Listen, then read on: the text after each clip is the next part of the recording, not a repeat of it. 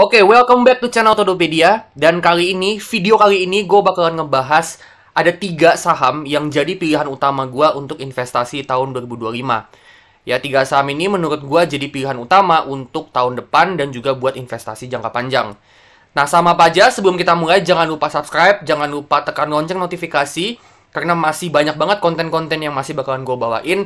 Jangan lupa juga ya teman-teman ya, cek channel page Todopedia, karena di situ udah banyak banget konten-konten yang udah gue upload, yang tentunya berguna buat kalian. Nggak lupa juga cek produk yang gue tag di kiri bawah, ya di kiri bawah layar. Siapa tahu itu berguna juga buat kalian, dan bisa jadi sumber ilmu buat kalian. Oke? Yuk langsung aja kita mulai.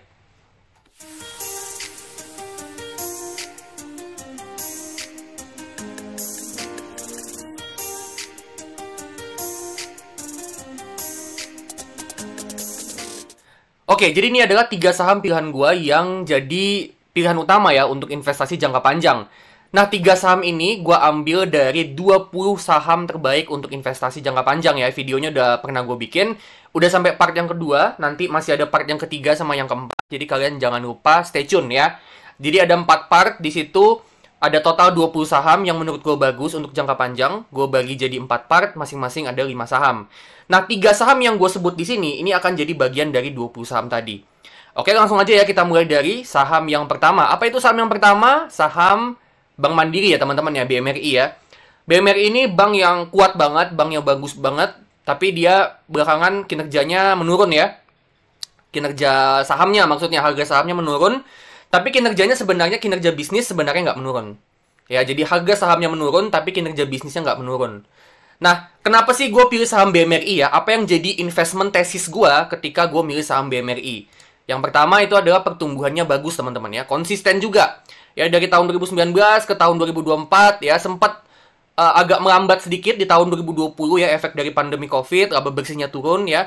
Tapi dari 2020 sampai 2024 itu ngegas teman-teman ya. Laba bersihnya tumbuhnya kenceng banget, net interest income atau pendapatan bunganya tumbuhnya juga kenceng banget. Pertumbuhan dari pinjamannya juga lumayan bagus gitu ya, dimana kalau misalnya pinjamannya bertumbuh, artinya kedepannya pendapatan sama labanya itu juga punya potensi untuk terus tumbuh. Ya, jadi pertumbuhannya Bank Mandiri ini dari tahun 2019 sampai tahun 2024 ini kenceng banget. Bahkan menurut gua ini kurang lebih udah sama kencengnya sama BBCA. Ya, jadi pertumbuhannya pesat banget. So, menurut gua Bank Mandiri ini jadi salah satu saham pilihan buat kalian yang mau cari saham perusahaan yang pertumbuhannya bagus. Ya, udah pertumbuhannya bagus, dia juga perbankan besar. Itu tesis yang pertama, investment tesis yang pertama, pertumbuhannya bagus, konsisten juga. Yang kedua, itu adalah kinerja operasionalnya juga bagus, teman-teman ya. Return on equity-nya ini 21% ya, teman-teman ya. Artinya, dari modal yang dia punya, dia bisa hasilin cuan itu 21%. Net interest margin-nya juga tinggi, 5,1. Ya, terus CASA rasio, ini dana murahnya 73%, teman-teman. Artinya, dana mahalnya cuma 27%. Ini bagus banget ya. CASA rasionya gede, makin gede itu makin bagus. Kenapa? Karena dengan begitu, bunga yang dibayarkan Bank Mandiri ke nasabah yang punya tabungan itu jadi lebih kecil. Dengan kayak gitu, itu bisa ngebuat Bank Mandiri ini lebih hemat beban bunga. Jadi, CASA ini makin gede, makin bagus, karena artinya Bank Mandiri ini makin hemat beban bunga. Terus NPL, non-performing loan ini kecil banget ya, ini 1,1%, artinya kredit macet, kredit yang gagal bayarnya cuma 1,1%, ini juga bagus banget. Ya, artinya BMRI ini bisa ngejaga kreditnya supaya dia tetap bisa hasilin sesuatu. Supaya kreditnya lancar dan nggak macet. Ya, 1,1 ini lebih bagus daripada BBCA bahkan. Ya, jadi BCA itu sekitaran 1, berapa ya, lupa gua, tapi BMRI ini lebih bagus daripada BBCA dari segi NPL. Dan loan to deposit ratio ini 92%, ini masih bagus, tapi udah mulai agak ketinggian menurut gue ya. LDR ini bagusnya jangan sampai ketinggian, karena kalau dia ketinggian, potensinya adalah kemungkinan besar dia susah untuk numbuhin kreditnya. Gitu, karena likuiditasnya ini kalau dia ketinggian ya artinya likuiditasnya tuh nggak bagus gitu. Nah, BMR ini masih bagus, tapi udah mulai agak ketinggian. Gitu ya, jadi mulai agak hati-hati. Terus capital adequacy ratio, ini kesiapan modal bagus ya, 20%.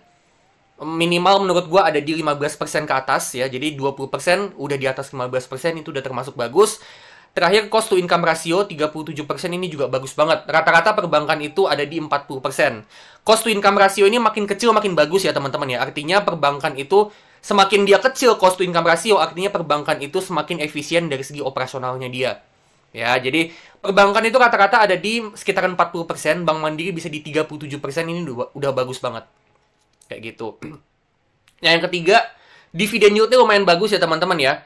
6,4%. Nah, ini nggak setinggi kayak mungkin BRI ya, BRI 7% gitu ya. BJTM, BJBR bisa 8-9% ya kan. PTBA mungkin bisa 13% gitu kan. Batubara tuh tinggi-tinggi kan, 12-13%. Nah, Bank Mandiri memang nggak setinggi itu ya, cuma 6%, 6,4%. Tapi kalau kita combine dengan tesis yang pertama ya, bayangin dia pertumbuhannya bagus gitu ya. Artinya 6,4% dividen yield, ini menurut gue bisa dibilang cukup oke ya teman-teman ya. Karena dia bertumbuh juga gitu. Jadi meskipun mungkin sekarang 6,4% dividen yieldnya, tapi ketika kita beli sahamnya dan dia bertumbuh gitu ya, labanya bertumbuh, dividennya bertumbuh, kedepannya bisa jadi yieldnya lebih tinggi daripada itu. Bisa jadi 7%, 8%, 9% gitu ya. Jadi 6,4% dividen yield ini menurut gue udah bagus banget. Apalagi ditambah dengan BMRI ini perusahaan bank yang gede, kinerjanya bagus, dan bertumbuh juga. Gitu ya. Jadi di combine nih, satu tadi dia bertumbuh udah bagus, yang kedua kinerja banknya juga bagus gitu ya. Jadi secara bisnisnya dia juga aman, perbankannya juga dari segi perbankan dia juga stabil gitu ya. Dividen yieldnya juga lumayan bagus, 6,4. Meskipun nggak tinggi-tinggi banget tapi oke lah. Gitu ya. Terus yang keempat apa? Valuasinya teman-teman ya.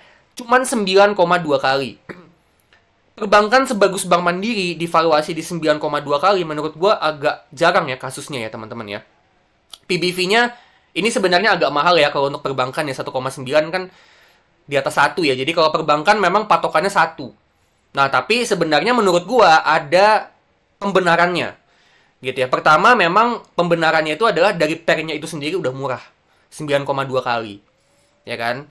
Jadi masih bisa dibilang murah lah. Menurut gua 9,2 kali. Bayangin untuk perbankan sebagus Bank Mandiri, ya blue chip teman-teman ya. Sebagus Bank Mandiri yang tadi kita udah lihat bertumbuh, masih bertumbuh gitu ya, dividennya juga lumayan. Valuasi 9,2 kali per itu menurut gua udah bagus. Ditambah PBV 1,9 menurut gua PBV ini ya teman-teman ya, PBV ini sebenarnya dia kalau misalnya dia tinggi itu bisa dijustifikasi dengan return on equity. Nah, kita lihat di sini. Return on equity-nya itu 21% teman-teman. Artinya profitability-nya bagus banget. Ya, jadi dari modal yang dia punya, dia bisa hasilin 21,7% profit. Itu bagus banget ya. Dari segi profitability, dari segi kemampuan cetak profit, Bank Mandiri ini bagus banget dalam hal cetak profit. Ditambah juga pertumbuhan labanya juga kencang gitu loh. Gitu ya. Jadi dengan pertumbuhan labanya kencang, ditambah kemampuan dia untuk ngebalikin uangnya dari modal yang dia punya, itu juga bagus. Jadi menurut gue, dengan dua faktor tadi, pertumbuhannya bagus, return on equity-nya tinggi, menurut gue PBV 1,9 ini bisa dijustifikasi teman-teman ya. Jadi bisa dijustifikasi, dan menurut gue overall secara valuasi Bank Mandiri ini cukup menarik dengan 9 kali aja price to earnings. Terus yang kelima terakhir adalah prospek bisnis teman-teman ya. Di masa lalu dia memang pertumbuhannya bagus, tapi kan sebenarnya masa lalu itu sendiri nggak menjamin masa depan.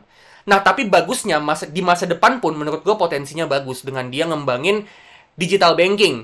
Ya, Livin by Mandiri, Kopra, terus juga ada Bank Syariah Indonesia yang jadi anak usahanya dia, yang juga masih bertumbuh. Dengan Bank Syariah Indonesia ini masih bertumbuh, tentu dengan dia pesat banget pertumbuhannya ya, itu juga ngebantu pertumbuhannya Bank Mandiri, teman-teman. Ya, jadi Livin sama Kopra ini sebagai bank digital, dia juga ngebantu Bank Mandiri, ya, dari segi ngedapetin nasabah gitu ya. Dengan dia online serba digital kan artinya nasabah itu bisa dengan lebih mudah akses layanannya Bank Mandiri, ya kan. Dengan kayak gitu kan lebih mudah Bank Mandiri untuk dapat pendapatan transaksi.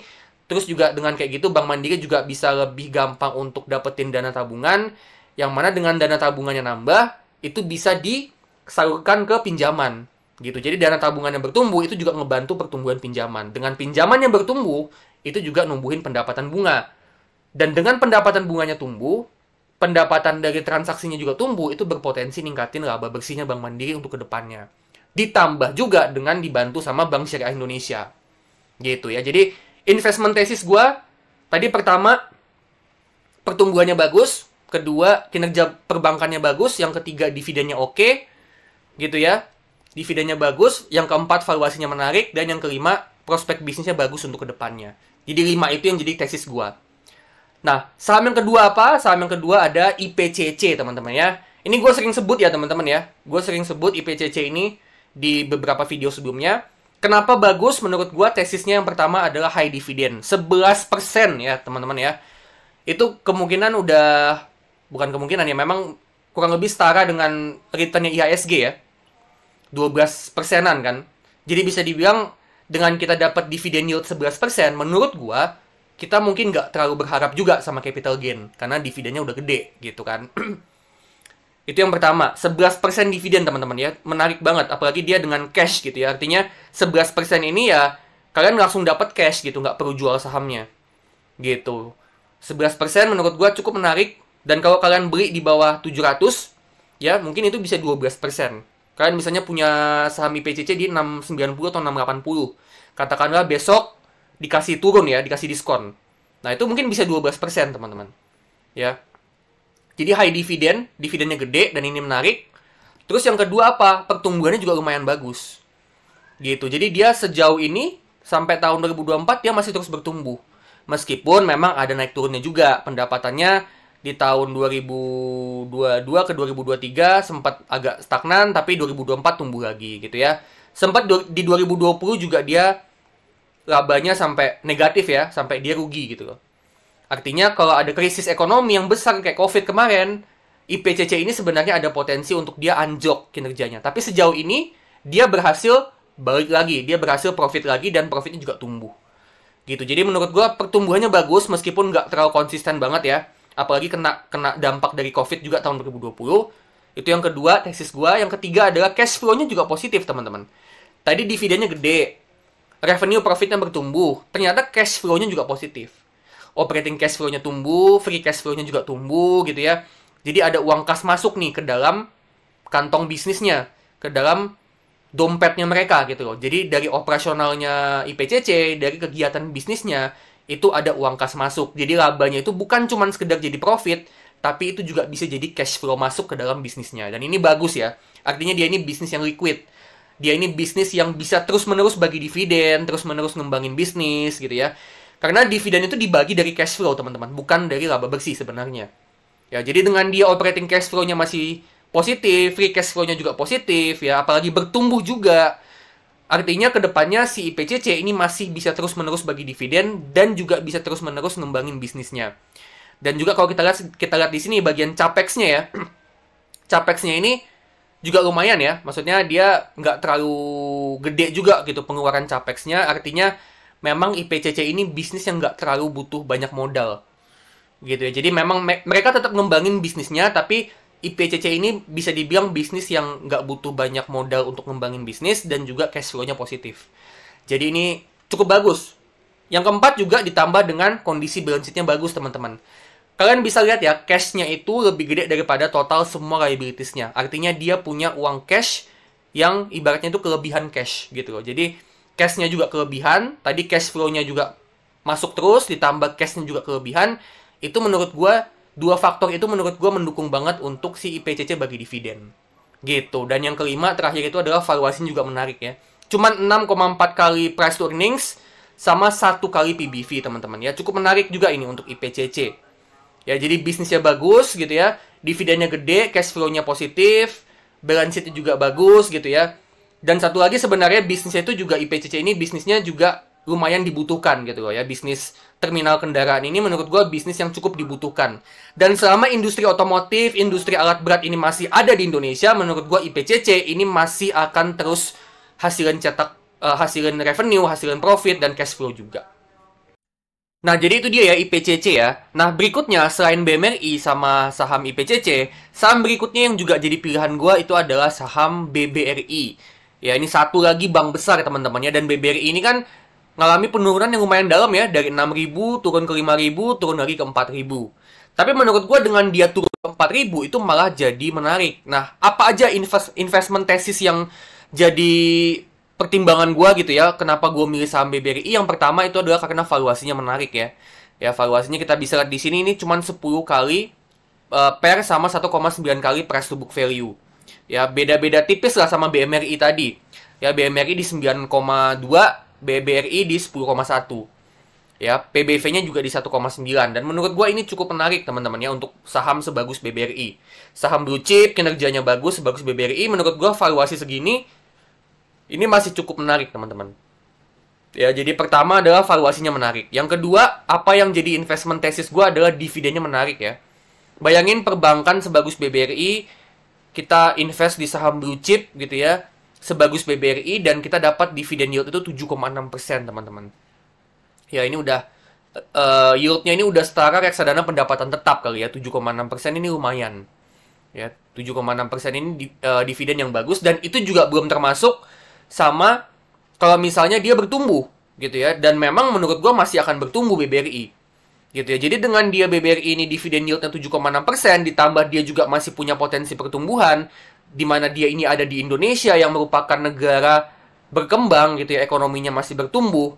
Ya, menurut gue kedepannya ini menarik ya, dengan dividen yield 7,6%, ya kedepannya bisa lebih gede lagi, bisa 8%, 9%, bahkan bisa 10% juga. Kalau misalnya kita diemin sahamnya gitu ya beberapa tahun ke depan, dan dia bertumbuh terus gitu kan, labanya bertumbuh, pendapatannya bertumbuh, dia bisa naik jadi 8%, 9%, bahkan bisa sampai 10%. Ya, jadi dividennya menarik teman-teman ya. Saham blue chip, dividennya menarik 7,6%, itu menurut gue cocok banget buat kalian yang mau ngehold jangka panjang, 5 tahun, 10 tahun, bahkan sampai 20 tahun juga mungkin bisa. Gitu ya. Terus yang ketiga juga sebenarnya kinerja operasionalnya bagus.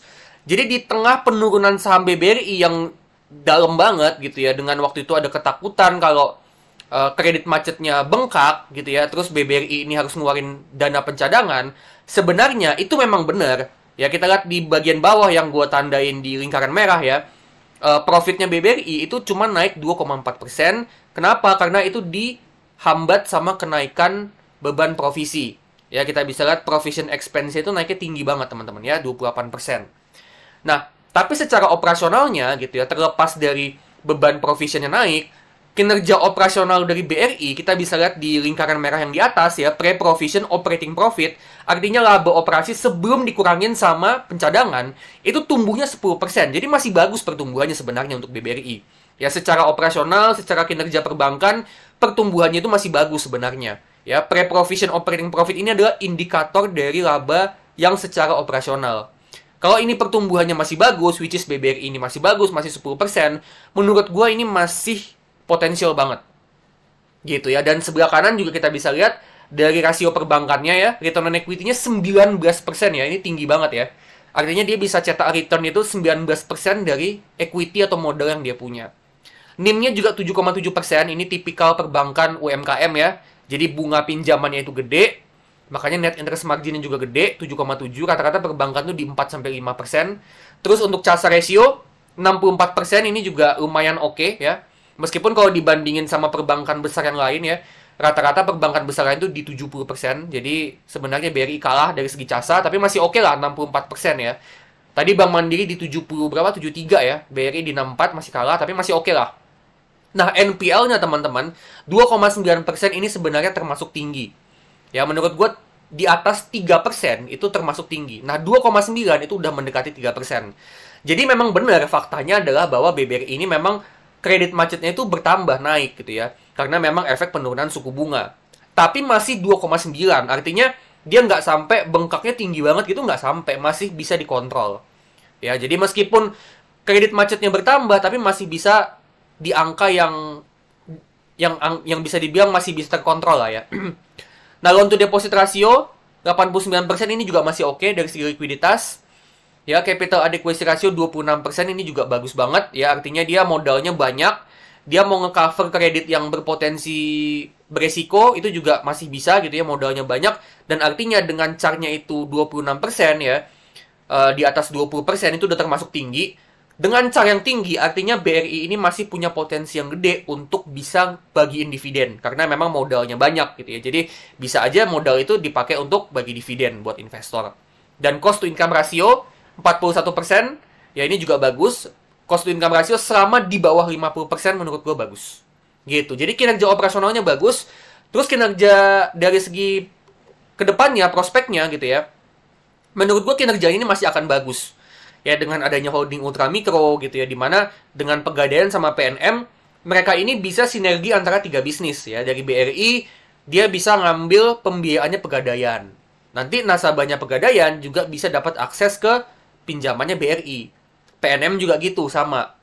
Jadi dengan mereka ini ada holding ultra mikro, ya nasabahnya BRI bisa akses layanannya Pegadaian, nasabah Pegadaian bisa akses layanannya BRI, PNM juga bisa akses dari BRI juga gitu. Jadi dengan kayak gitu, Pegadaian ini bisa tumbuh, ya kan? Pembiayaan dari Pegadaian ini bisa tumbuh karena dibantu ekspansi pembiayaan itu sama BRI. Begitu juga BRI, ekspansi pinjamannya dia dibantu sama Pegadaian sama PNM juga.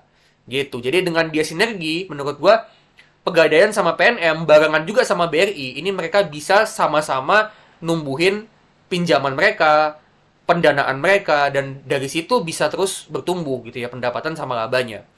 Nah, digital banking juga tentu ngaruh ya teman-teman ya, karena itu bisa mempermudah akses untuk layanan perbankannya BRI. Buka tabungan bisa online, ngambil kartu kredit bisa online gitu kan. Jadi dengan kayak gitu nasabah bisa lebih cepat dapat layanannya. Dengan kayak gitu dia bisa numbuhin dana simpanan, dana pinjaman, dari situ juga pendapatannya bisa tumbuh. Gitu. Jadi menurut gue prospeknya masih bagus buat kedepannya, buat jangka panjang. Jadi BRI ini menurut gue jadi salah satu opsi juga buat kalian yang mau investasi jangka panjang. Oke, jadi itu dia ya, 3 saham yang gue beli ya, BMRI, IPCC, sama BBRI. Dan kalau gue update ya, portofolio gue update terbaru ya, gue pakai Ajaib Sekuritas. Di sini gue bakalan update portofolio gue yang terbaru ya, setelah kemarin terakhir gue bikin video itu 1 bulan sebelumnya. Ya, di situ gue bahas kalau gue ada beli 3 saham. Ya kan, nah ini gue akan update lagi portofolio terbaru gue ya. Jadi ada beberapa saham yang gue tambah dan ada beberapa saham yang gue jual. Ya, jadi yang gue tambah itu adalah BMRI, IPCC, sama BBRI. Ya, dan yang gue jual itu adalah saham BRIS.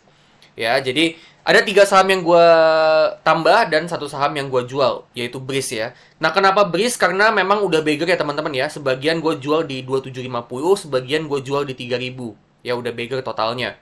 Nah, BRIS ini juga di harga 2.700-an sampai 3.000 ini juga udah termasuk kemahalan ya. Jadi gue putuskan untuk jual semuanya, dan puji Tuhan juga ya beggar untungnya gede gitu ya. Dan dari situ keuntungan itu gue gulung lagi ke 3 saham ini, yaitu BMRI, IPCC, sama BBRI. Nah, kenapa gue beli 3 saham ini? Untuk IPCC ya simple ya, tadi gue udah jelasin, yaitu dividennya gede, kinerja bisnisnya juga bagus, minim utang, cash flow-nya gede gitu ya. IPCC itu simple banget tesisnya ya, dividen gede dan memang mendukung banget kinerjanya. Terus untuk BMRI sama BBRI kenapa gue tambah? Ini juga cukup simple. Pertama karena BMRI itu sama BBRI harganya turun ya teman-teman ya. Nah, tapi yang kedua adalah kenapa gue ganti dari BRIS ke BMRI sama BBRI. Itu salah satu alasannya adalah selain dia murah, BMRI sama BBRI ini kita perlu ingat ya kalau mereka ini juga pegang saham BRIS gitu ya. Jadi gue nggak sepenuhnya kehilangan saham BRIS. Dengan gue nambah saham BMRI sama BBRI, yang mana mereka ini masih pegang saham BRIS ya. BMRI ini induk usahanya BRIS, dia pegang 51% saham BRIS, dan BBRI dia juga masih pegang sedikit ya 15% saham BRIS. Dengan kayak gitu, gue masih punya sedikit exposure ke saham BRIS. Jadi gue nggak sepenuhnya kehilangan saham BRIS, tapi dengan gue pegang 2 saham perbankan besar ini, gue itu masih secara tidak langsung gue masih pegang saham BRIS gitu ya. Jadi dengan BRIS ini masih punya potensi pertumbuhan yang bagus, harga sahamnya juga masih ada potensi naik dalam jangka panjang. Itu juga akan jadi profit juga buat gue sebagai pemegang saham BMRI sama BBRI, meskipun profitnya itu secara nggak langsung gitu ya. Jadi gue masih punya exposure gitu ya. Dan dengan kayak gitu ya, dengan BRIS ini masih naik, masih bisa bertumbuh kinerjanya, artinya gue juga masih bisa dapat potensi keuntungan dalam jangka panjang, meskipun memang udah nggak segede ketika gue pegang sahamnya langsung gitu ya. Jadi pertimbangannya memang lumayan agak ini ya teman-teman ya. Jujur sebenarnya memang gue pertimbangannya juga waktu itu sempat agak bingung juga, tapi akhirnya gue buat keputusan gue pegang BMRI dan BBRI. Menurut gue di harga yang udah turun ya, harganya murah, menurut gue itu lebih aman gue pegang BMRI sama BBRI daripada gue pegang saham BRIS di harga yang menurut gue udah over value. Ya, gue pernah hitung saham BRIS itu harga wajarnya di sekitaran 2.500 ya. Jadi di atas itu udah over value. Gitu. Jadi itu dia, dan lesson learn ya teman-teman ya. Selama 2024 apa aja yang gue pelajarin dari investasi gue gitu ya. Pertama itu adalah belajar kontrol emosi. Kontrol nafsu untuk nggak jualan meskipun mungkin keuntungannya udah gede. Jadi kemarin ada teman-teman yang nanya ya, gue itu ada pegang saham batubara nggak sih gitu. Jawabannya adalah awal tahun sampai pertengahan tahun gue sempat ada pegang ya UNTR sama Adaro gitu. Tapi waktu itu gue jual, dua-duanya untung ya, dua-duanya itu untung. Untuk UNTR itu gue pindahin ke Astra teman-teman ya, karena ya memang Astra itu kan juga induknya UNTR. Jadi dengan gue masih pegang, dengan gue nambah Astra, artinya gue masih pegang UNTR gitu ya. Sedangkan waktu itu Adaro juga profitnya juga lumayan, gue pindahin ke BRI di tengah tahun ya, dimana waktu itu Astra sama BRI itu kan harganya turun ya, anjlok parah gitu kan. Jadi gue pindahin ke sana gitu ya. Jadi memang gue udah nggak pegang batu bara, tapi gue masih pegang Astra, yang mana Astra itu juga ada exposure ke batu bara juga gitu. Terus lesson learned 2024 juga, memang kalau kita mau ngebangun satu portofolio investasi saham, itu bagusnya kita bangun dari fondasi yang kuat. Nah, yang kuat itu seperti apa? Bukan cuman saham blue chip gitu ya, tapi juga saham blue chip yang atau yang bisnisnya bagus dan juga dia bagi dividen dengan yield yang lumayan bagus. Ya, jadi saham dividen growth gitu ya, dengan bisnis yang bagus, itu bisa kita beli saham itu untuk jadi fondasi portofolio kita. Gitu ya. Dan strategi gue ke depannya untuk 2025, gue masih akan lanjut bangun fondasi portofolio itu ya, dengan passive income yang gede dari saham dividen atau dividen growth. Nah, tapi selain dari situ, setelah nomor satu gue lakuin, baru dari situ gue ngebangun yang namanya growth portfolio. Sorry, gue beribet ya. Growth portfolio ya, dengan saham yang condongnya ke capital gain gitu. Jadi gue ngebangun growth portfolio setelah fondasi yang kuat tadi gue bangun kayak gitu teman-teman. Selain itu gue juga mau untuk tahun depan ya, gue juga pengen lebih pasif lagi gitu ya. Jadi gue pengen gue ngelola portofolio gue itu lebih minimum effort ya. Jadi gue pengen effort gue lebih kecil untuk tahun depan. Ya, jadi makanya itu tadi alasan kenapa gue jual saham BRIS ya. Gue beliin saham Bank Mandiri, BRI, sama IPCC, yang mana dividennya lebih gede. Dengan begitu, gue bisa lebih minimum effort, dan dari situ, ya gue bisa tetap dapat income yang gede dari dividen, sembari gue juga tetap pasif gitu ya. Jadi tahun depan, target gue pribadi adalah gue pengen lebih pasif lagi dalam mengelola portofolio saham gue. Gitu. Nah, bicara soal lebih pasif teman-teman ya, di Ajaib ini ada satu fitur teman-teman ya. Di atas nih, di bagian kanan atas, kalau misalnya kalian pilih suatu saham gitu ya, katakan gue di sini pilih IPCC, di bagian kanan atas itu ada logo bintang teman-teman ya. Nah, bintang ini apa? Bintang ini artinya kita nambahin saham kita ke dalam watchlist. Nah, nanti di dalam watchlist ya, ketika saham kita udah ada di dalam watchlist, itu nanti kita akan dapat notifikasi. Oke, kita akan dapat notifikasi setiap harga sahamnya naik tinggi atau setiap harga sahamnya itu turun dalam. Gitu ya. Jadi, setiap kali ada penurunan yang gede atau kenaikan yang signifikan, itu kita bakalan dapat notifikasi di HP kita.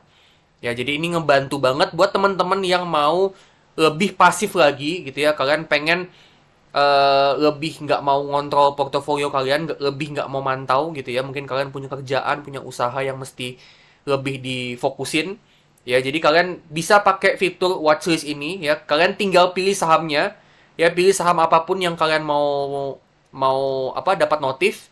Kalian klik di kanan atas di aplikasi Ajaib, ada ikon bintang, di situ akan ngebantu kalian. Nanti dia akan kasih notif. Jadi kalau kalian misalnya pengen watchlist saham tertentu, nanti akan ada notif kalau misalnya saham itu udah turun jauh atau naiknya tinggi banget. Gitu. Jadi menurut gue Ajaib ini cukup ngebantu teman-teman ya, cukup ngebantu investasi kita. Dan kalau misalnya kalian pemula pengen mulai investasi, salah satu sekuritas yang menurut gue cukup bagus adalah lewat Ajaib. Gitu ya. Nah, kalau misalnya kalian mau registrasi, kalian bisa pakai kode referral gue Todo068. Oke, teman-teman, kalian bisa langsung investasi di Ajaib, kalian bisa top up ya.